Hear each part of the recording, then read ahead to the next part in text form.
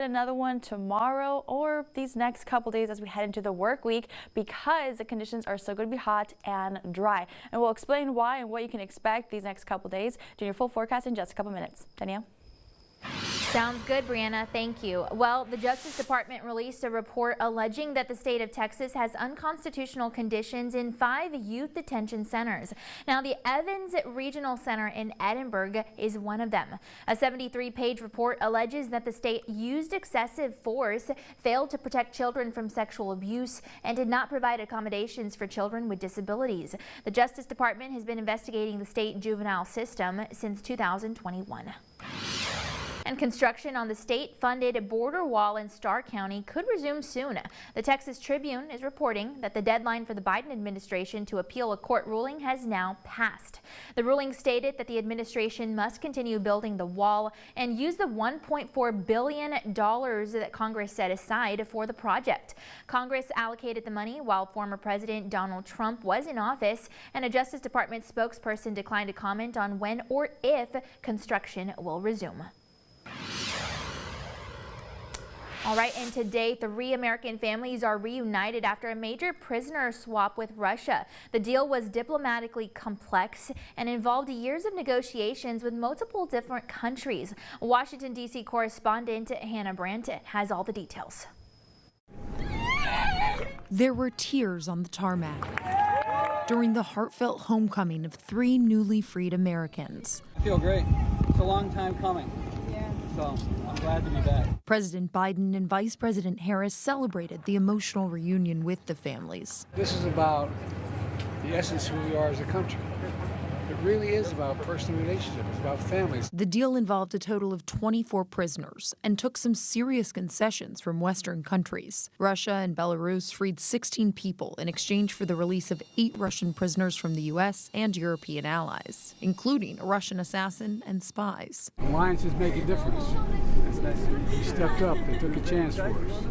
It mattered a lot. The deal allowed 3 Americans to come home. Wall Street Journal reporter Evan Gerskovich, who was jailed in 2023, retired U.S. Marine Paul Whelan, who's been behind bars since 2018, and Russian-American journalist Alsu Kurmasheva, arrested last October. This is an incredible day. You can see it in the families, in their eyes and in their cries. Republicans criticized the Biden administration for the exchange, saying it encourages future kidnapping. But President Biden says it's his job to get Americans back home despite the risks. I don't buy this idea that you're going to let these people rot in jail because other people may be captured. Well, the accused mastermind behind the 9/11 attacks and 2 other defendants have agreed to plead guilty. According to the Office of Military Commissions, 5 men are scheduled to appear at a hearing in Cuba next week. The details of the plea agreement are unclear, but the defendants are expected to plead guilty to lesser charges that could spare them the death penalty. Mohammed was charged with war crimes and murder in connection with the nearly 3,000 people who died in the attacks. He was captured in Pakistan in 2003 and held with other al-Qaeda detainees at Guantanamo Bay. And the Biden administration has proposed a new rule that would ban airlines from charging families extra fees to sit together on a flight. The proposed rule would require airlines to seat parents and kids 13 and under together for free if adjacent seating is available at the time of booking. Transportation Secretary Pete Buttigieg says that the rule is common sense and end quote. And 4 airlines, including Alaska, American, Frontier, and JetBlue, have already voluntarily ended those fees. And more job cuts in the tech industry. Chipmaker Intel announced it will lay off 15% of its workforce as it tries to compete with the success of rivals.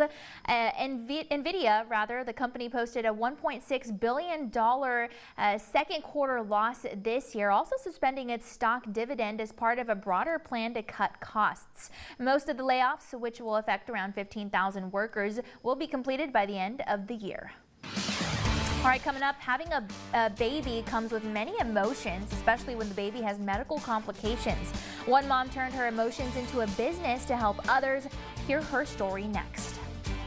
And even though conditions are going to be hot and muggy today, this is the time this morning to go out, walk your dog, get the exercise in, maybe go for a walk, a jog, or maybe even mow the lawn because we're not that hot. Temperatures across the Rio Grande Valley are in the upper 70s to low 80s, but remember, as we head toward the afternoon, especially during the hottest time of day, those temperatures are going to be hot.